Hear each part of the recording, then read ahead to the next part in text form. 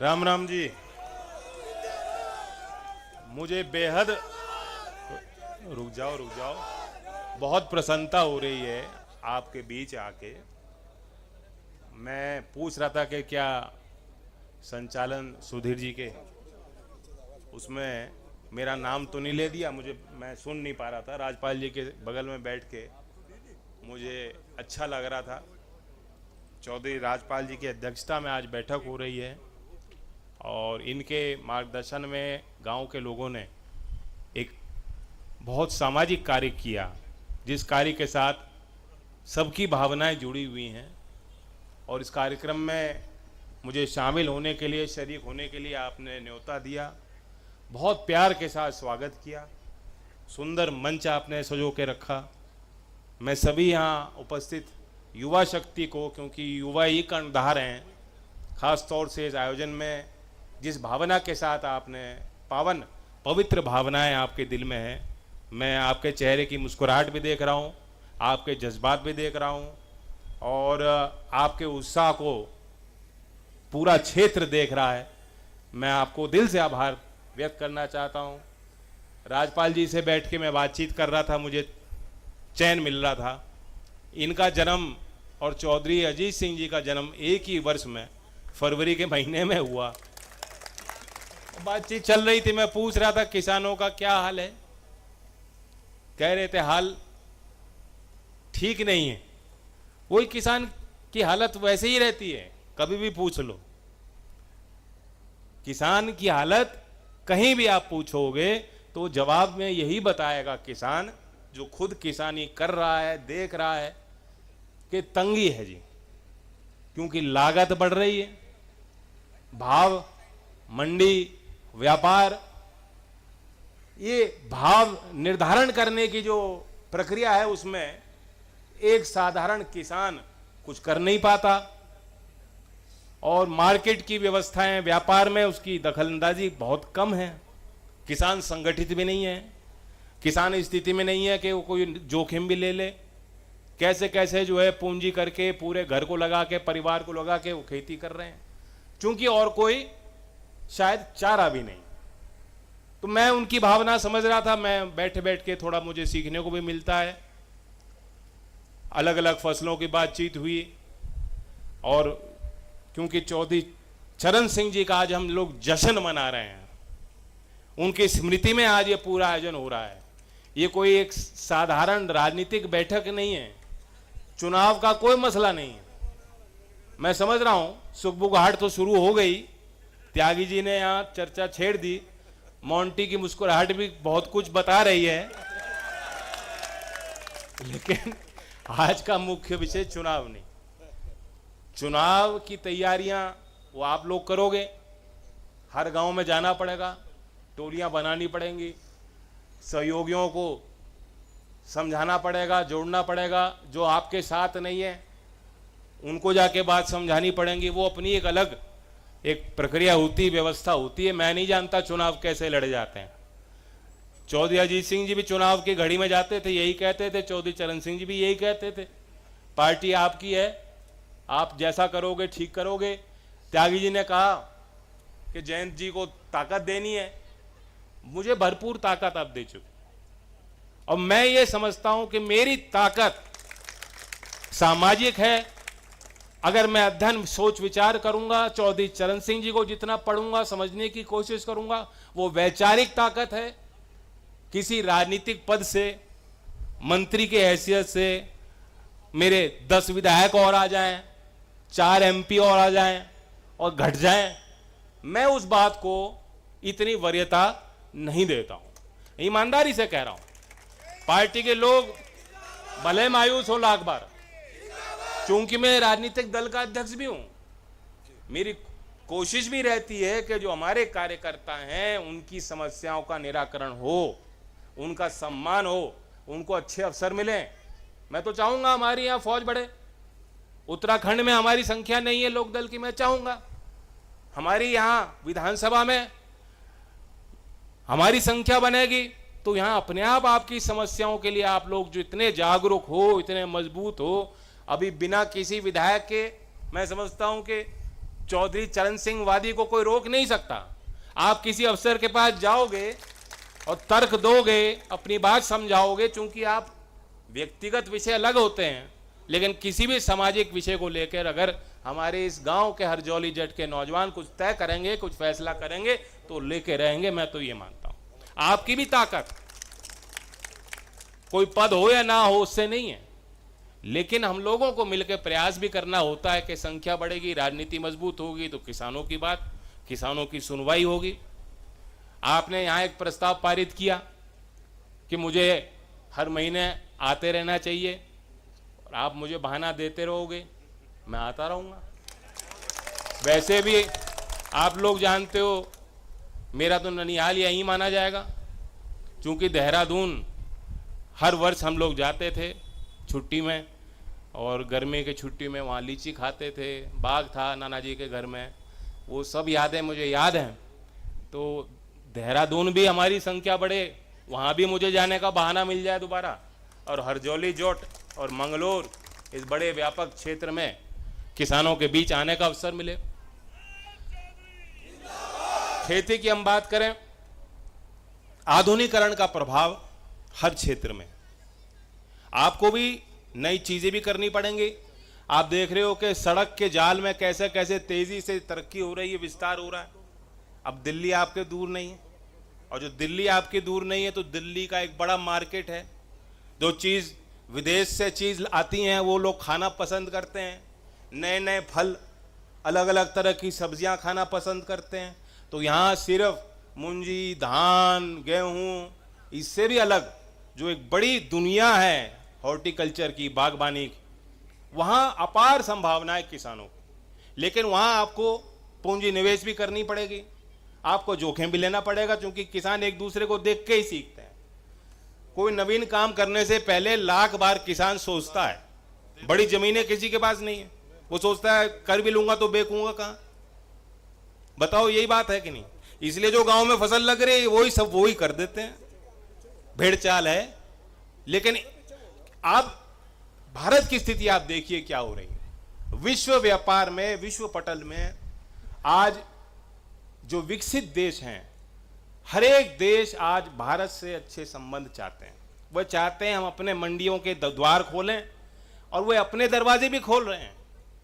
Europe में औसत आबादी जो है वो उनकी एज काफी ज्यादा है, हमारे यहाँ 28 वर्ष है, वो भी पुराने सेंसस के मुताबिक जो आंकड़े हैं 28 वर्ष मीडियन एज भारत की।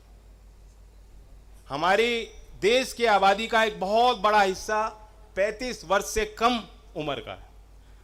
तो यूरोप में उनको हर कार्य क्षेत्र में कामगार चाहिए।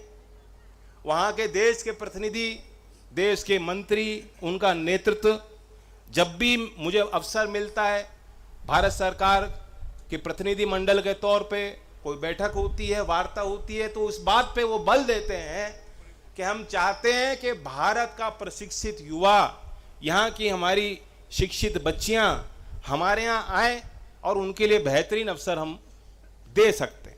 ऐसी सोच भारत के युवा के प्रतिभा और उनके अनुशासन, उनकी कार्यशैली को लेकर ऐसी एक सोच दुनिया में बन रही।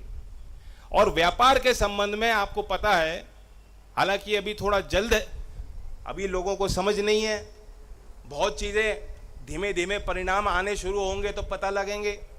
लेकिन व्यापार के क्षेत्र में बड़े बड़े करार भारत सरकार के और दूसरे देशों के बीच हुए। यूरोप के सबसे पहले 4 देशों के साथ हमने टेपा एग्रीमेंट किया, और शायद विश्व में एकमात्र उदाहरण है कि व्यापार में तो करार होता है, समझौता होता है, उसमें जिक्र निवेश का भी है। उसमें कमिटमेंट दिया उन्होंने कि 15 साल में $100 बिलियन भारत में, वहां 4 देशों की कंपनियां निवेश करेंगी। जब वो निवेश करेंगी तो कारखाने भी लगेंगे, पूरी एंड टू एंड वो उनके जो उपज है, जो चीज वो बनाते हैं, उसकी प्रौद्योगिकी यहां विकसित होगी। उन लोगों को नौकरियां मिलेंगी, भारत के जो शिक्षित हैं, प्रशिक्षित हैं, उनको अवसर मिलेगा। और पहली बार है कि व्यापार के करार में एक शर्त ये रखी गई है और उन्होंने भारत की वो शर्त मानी कि हम सिर्फ निवेश नहीं करेंगे, 15 वर्ष में 10 लाख रोजगार भी पैदा करेंगे और कौशल विकास पे भी हम लोग ध्यान देंगे। अब उनको कोई आवश्यकता नहीं थी क्या? आवश्यकता उनको भी आवश्यकता है। पसीने से क्या फर्क पड़ रहा है? उनको आवश्यकता यूं है कि जब वो नई टेक्नोलॉजी, हाई एंड टेक्नोलॉजी की चीजों को यहां लाएंगे तो यहां अभी कामगार को पता ही नहीं कि उन मशीनों पे कैसे काम करना है, इसलिए उनको कौशल विकास पे बल देना ही होगा। लेकिन पहली बार हो रहा है, ये भारत की उभरती तस्वीर का एक जीता जाता उदाहरण है। अब मैं इसकी जिक्र यहां क्यों कर रहा हूं? यहां खेत खलियान के बीच हम लोग बैठे हैं, गांव के परिवेश में क्या मायने हैं, आप पे क्या फर्क पड़ेगा? खेती कर रहा किसान मुझसे पूछ सकता है, जी हमें क्या मतलब यूरोप से? मतलब इसलिए है कि यहां आप जो आम बना रहे हो वो आम, आप वहां आपका आम कैसे पहुंचे और उसकी वैल्यू जो है, जो असल दाम है, आपको भी मालूम है जिस दाम पे किसान बेचता है, दिल्ली मुंबई जैसे बड़े बड़े शहरों में पहुंचते पहुंचते वही चीज कई गुना महंगी हो जाती है। तो व्यापार को तो समझना पड़ेगा, किसान का गणित, किसान को अपना गणित मजबूत करना पड़ेगा, इसमें कोई चारा नहीं। किसान कभी हिसाब नहीं लगाता, किसान मेहनत करता है, खूब मेहनत करा लो, धूप में, सर्दी में, रात में, सुबह सुबह, उसका कोई दिन रात नहीं, सारे मौसम एक जैसे हैं, हर वातावरण में काम करना जानता है वो भारत का किसान। लेकिन उसे हिसाब भी लगाना पड़ेगा। आखिरकार ये जो जवाब हमें मिलता है, देश के सभी कोनों में आप जाके देखेंगे और किसान से पूछेंगे कि बता तेरा हाल क्या है, और जवाब मिलता है कि हम परेशानी झेल रहे हैं। जब तक भारत में इस जवाब को हम परिवर्तित नहीं करेंगे, ये भारत देश हमारा विकसित नहीं हो सकता, नहीं हो सकता, नहीं हो सकता। चौधरी चरण सिंह जी की यही आर्थिक दर्पण और नीति थी और यही उनका प्रयास था। आखिरी वक्त तक उनकी यही कोशिश थी। उनके हाथ में आपने कलम दी, ताकत दी, उनकी बातों को समझा, माना, अपनाया और समय समय पे आप साधते भी थे। कमजोरियां भी आपने देखी। लंबे राजनीतिक जीवन में उतार चढ़ाव होता ही है। हर चीज पे उनका एक पैमाना सोचने का था कि मेरे इस फैसले से गांव देहात में कामगार का, मजदूर का, किसान का, बुनकर का फायदा होगा कि नहीं। एक ही पैमाना उनका हर चीज में सोचने का। वो चाहे वित्त मंत्री भारत सरकार में रहे हो, मैं आंध्र प्रदेश और तेलंगाना, जब तेलंगाना नहीं बना था तो क्योंकि चौधरी अजीत सिंह जी हिमायती थे छोटे प्रदेशों, और वहां बाद में मुख्यमंत्री बने केसीआर, और चौधरी अजीत सिंह जी ने एक राष्ट्रीय स्तर का एक संगठन भी बनाया, तो वहां बैठक होती थी। और जब मैं वहां जाता था तो वहां के किसान बताते थे कि तंबाकू पे, किसानों पे जो टैक्स था वो भी उससे छुटकारा चौधरी चरण सिंह ने दिलाया। कितने उदाहरण दोगे? ऋण नहीं मिलता था, कोई व्यवस्था नहीं थी, बड़े खातेदारों को ही पूंजी मिलती थी, और पूंजी है नहीं तो पूंजी बनाओगे कहां से, लगाओगे कैसे, निवेश कैसे करोगे, आधुनिकीकरण कैसे करोगे। खेती में भी तरक्की लाने के लिए, घर गृहस्थी चलाने के लिए व्यवस्थित आपको कर्ज मिल सके, उसके लिए समय समय पे चौधरी चरण सिंह जी के प्रयास थे और उन्होंने समिति बनाई, समिति ने फैसला लिया, उसके पश्चात नाबार्ड का निर्माण हुआ। पहली बार देश के बजट में, अब तो व्यवस्था बहुत बदल गई, अब तो घर घर में चीजें हैं, बिजली के जो है कनेक्शन आ गए। एक समय था कि बहुत दुर्लभ व्यवस्था थी। पहली बार राष्ट्रीय देश के बजट में यह प्रावधान उन्होंने किया कि 25,000 गांवों का भारत सरकार विद्युतीकरण कराएगी। गांव का जिक्र उस दस्तावेज में होता ही नहीं था, वहां लोगों की नजर ही नहीं जाती थी। नीति निर्धारक उनकी सोच कुछ और थी और देश की वास्तविकता कुछ और थी। चौधरी चरण सिंह जी इस देश के नब्ज को समझते थे, टटोलते थे, जानते थे, और उनकी कोशिश थी मुख्य धारा में। आज अगर किसान की कोई बात कर रहा है तो शुरुआत, उसकी जड़ें वहां है। 1967 में आपके चीनी नियंत्रण का एक आदेश, जो एक आदेश है जो संचालित करता है आपके मिलों के प्रबंधन को, आपके खांडसारी को, क्योंकि गन्ने की बड़ी यहां पैदावार और चर्चा रहती है। आपको मालूम है कि 1978 में चौधरी चरण सिंह जी के मार्गदर्शन में उसमें एक संशोधन हुआ, और संशोधन क्या था कि 14 दिन में भुगतान होगा, और 14 दिन में भुगतान यदि नहीं होगा तो 15% ब्याज मिलेगा किसानों को। उससे पहले प्रावधान नहीं था। वो भी चौधरी चरण सिंह जी की सोच थी। और ये बात मैं यहां इसलिए कह रहा हूं क्योंकि जो बुद्धिजीवी हैं, अब तो चैट जीपीटी भी हमारे गांव के नौजवान देख लेते हैं। बहुत होशियार समझदार लोग हैं, सर्विस में यहां गांव के बहुत लोग हैं। मैं रास्ते में गांव में निकल के आ रहा था, एक नौजवान साथ में खड़ा था। मैंने पूछा क्या करते हो? मैं कहा रेलवे में नौकरी करता हूं, लोकोमोटिव चलाता हूं। तो ट्रैक्टर भी यहां गांव के बच्चे चला रहे हैं और ट्रेन भी चला रहे हैं, देश चला रहे हैं हरजौली जट के नौजवान। तो इनमें सामर्थ्य है, इसलिए मैं बात को कह रहा हूं, छूना चाहता हूं कि अभी पढ़ लो, अभी भी आपके पास 1 महीने का समय है। भारत सरकार उसी चीनी नियंत्रण आदेश को, उसमें परिवर्तन के लिए एक बड़ा मसौदा लेके आई है। यहां जो खेती को भी जानते हैं और नीति को भी समझते हैं, जो कलम भी पकड़ते हैं और हल भी चलाना जानते हैं, ऐसे बुद्धिजीवियों को मैं कहना चाहता हूं कि उसको जरूर पढ़ लें। किसानों के लिए फायदे की होगी। कई चीजें उसमें प्राविधान जो मेरे समझ से हैं अच्छे हैं। अगर कोई कमी हो तो वो सुझाव भी आप मुझे दीजिएगा, और हम लोग भारत सरकार में बैठे ही इसलिए हैं कि किसानों की बात वहां रखी जाए।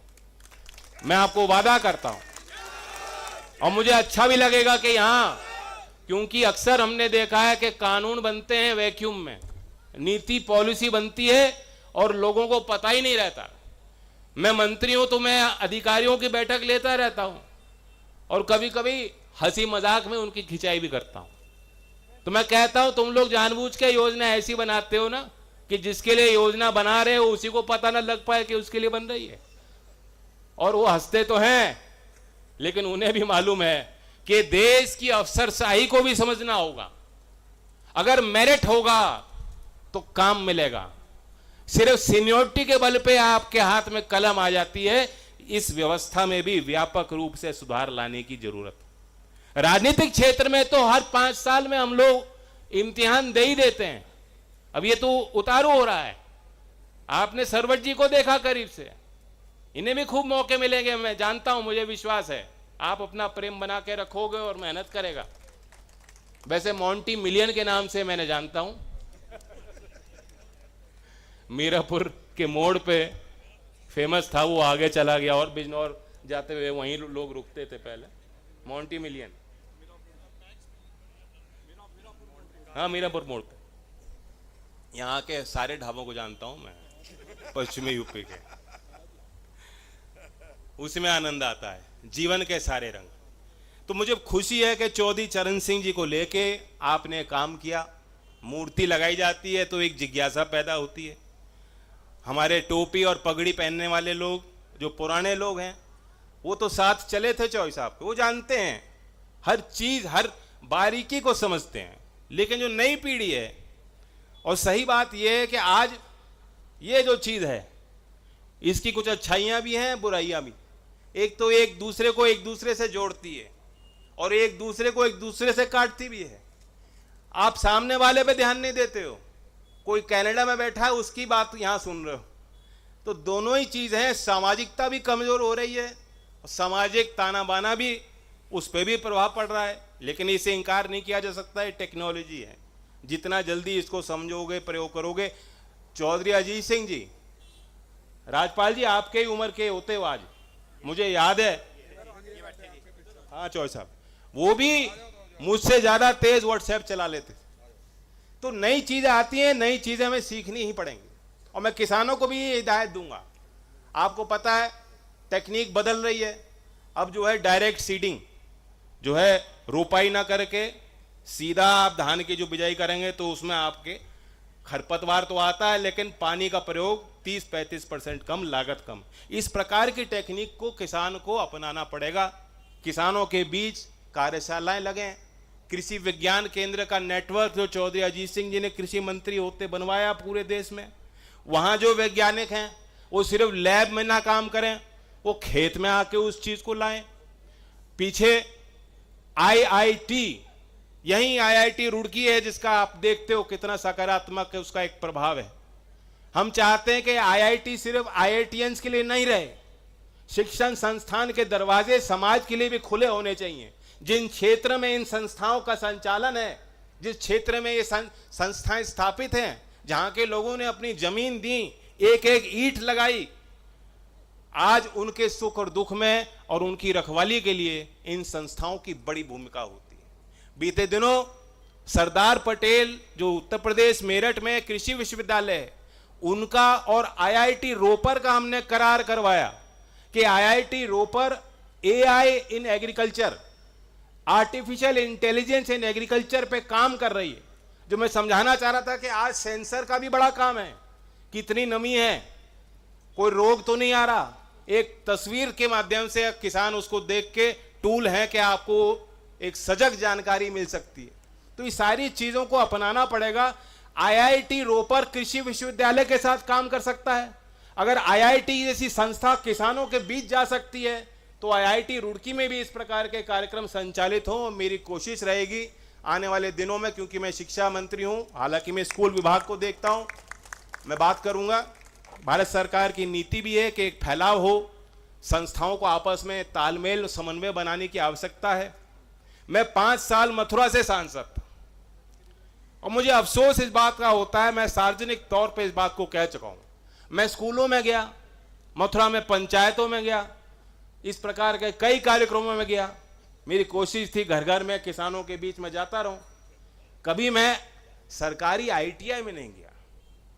मुझे नहीं मालूम था कि एक दिन ऐसा आएगा कि मुझे वही मंत्रालय मिलेगा।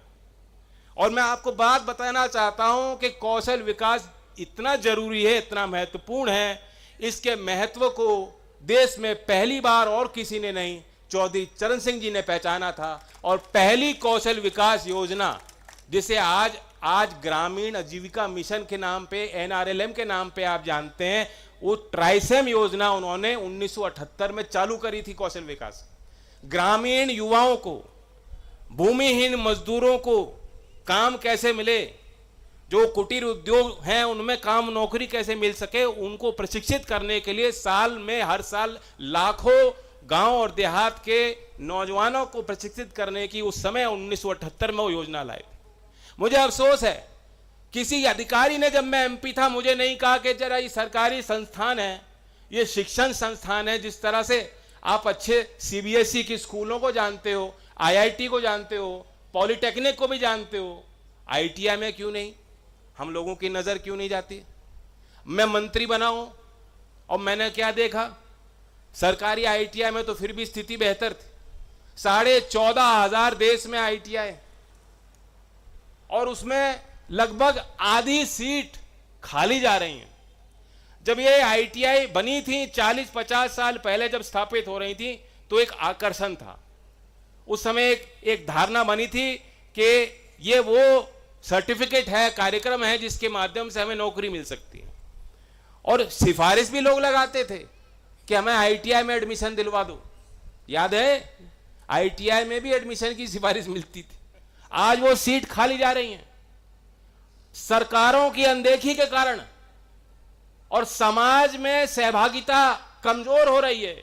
आप लोगों की नजर, अभिभावकों की नजर वहां नहीं है, इसलिए उद्योग को विश्वास नहीं है कि ये बच्चे अच्छे हैं, प्रशिक्षित हैं, इनको नौकरी मिलनी चाहिए। और इसलिए बच्चों को विश्वास नहीं है कि हमें ये सीखने का मौका मिल रहा है, हमें सीखना चाहिए। तो उस कारण से पूरी एक कमजोर कड़ी के कारण पूरी श्रृंखला हमारी अर्थव्यवस्था की बेहद कमजोर हो रही है। उद्योग जगत के लोग आते कहते हमें लोग नहीं मिल रहे जी, और लोग नौकरी चाहते हैं। आज यहां रोजगार मेला आप करोगे, यहीं हरजौली जट में अगर रोजगार मेला का आयोजन होगा, मैं दावे के साथ कहता हूं 10 गुना ज्यादा भीड़ यहां होगी। लबालब लोग आएंगे नौजवान, क्योंकि उन्हें अवसर नहीं मिलता। नौजवानों को जानकारियां नहीं मिलती कहां से हमें नौकरी मिलेगी। अच्छी अच्छी शिक्षा के बाद भी वापस लौट के खेती कर रहे हैं बच्चे। एमबीए करने के बाद 4th क्लास की नौकरी निकलती है। आप देखते हो चंद हजारों की भर्तियों के लिए लाखों करोड़ों आवेदन होते हैं, क्योंकि धारणा अभी भी लोगों के अंदर है कि सरकारी नौकरी सेफ है, और ये धारणा भी लोगों के अंदर है कि सरकारी नौकरी में खूब काम चोरी कर लो, कोई फर्क नहीं पड़ता। बताओ, ये थिंकिंग है। इस सोच को भी बदलना पड़ेगा। अच्छी व्यवस्था चाहते हो, अच्छी सरकार चाहते हो, अच्छे अफसर चाहते हो, अच्छे नेता चाहते हो, अच्छी राजनीति, स्वच्छ राजनीति चाहते हो, चौधरी चरण सिंह जी वाली कि जो कह दिया वो करके दिखाया, तो इन सारी बारीकियों में जाना पड़ेगा। हमें अपनी सोच में भी परिवर्तन लाना होगा। और इसलिए मुझे खुशी है, पहली बार 60,000 करोड़ रुपए की एक योजना का निर्माण हम लोगों ने किया है, जिसमें उद्योग को 10,000 करोड़ रुपए देने हैं। उद्योग जगत के लोग ये नहीं कह सकते कि हमें नहीं मालूम आईटीआई में क्या हो रहा है। हम उनको निमंत्रण दे रहे हैं, सरकार पैसा दे रही है, और उनको भी कह रहे हैं तुम भी निवेश करो और तुम यहाँ कार्यक्रम बनाओ, यहाँ के टीचर की नियुक्ति हो, यहाँ अच्छे जो है संचालक हो, अच्छा कार्यक्रम चले, अनुशासन हो, और बच्चों को बाद में नौकरी भी मिल सके। इस व्यवस्था के निर्माण में उद्योग जगत के लिए हमने दरवाजे आईटीआई के खोले। पहली बार 60,000 करोड़ रुपए उस आईटीआई में निवेश हो रहा है। मैं इसलिए बता रहा हूं क्योंकि बड़ी चीज है। जितना आप यूथ पे ध्यान देंगे, जितना आप गांवों के क्षेत्र में खेल की व्यवस्थाओं का निर्माण करेंगे, जितना आप शिक्षा की अच्छी पद्धति से इस युवा पीढ़ी को जोड़ पाएंगे, ये वो निवेश है जो सीधा परिणाम नहीं देता। ये चुनावी परिणाम और ये निवेश दोनों में बहुत अंतर है, क्योंकि ये एकदम दिखाई नहीं पड़ता। लेकिन आज स्कूल की भी तस्वीर बदली जा रही है, निवेश के कारण, सरकार के ध्यान के कारण, योजना और नीति के कारण। और पहली बार सरकारी आईटीआई में एक बड़ा निवेश होने जा रहा है, जिसका परिणाम 5 नहीं शायद 10 साल में समाज को दिखाई देगा कि ये सही बात है। क्योंकि एआई, आर्टिफिशियल इंटेलिजेंस बहुत लोगों का काम खराब कर देगी। अकाउंटेंट की शायद जरूरत ना पड़े, सॉफ्टवेयर इंजीनियर की शायद जरूरत ना पड़े, आपके कंसल्टेंट की जरूरत ना पड़े। मैनेजमेंट कंसल्टेंट अच्छा सूट टाई पहन के जाते हैं। इतने बैंकर की भी शायद जरूरत ना पड़े।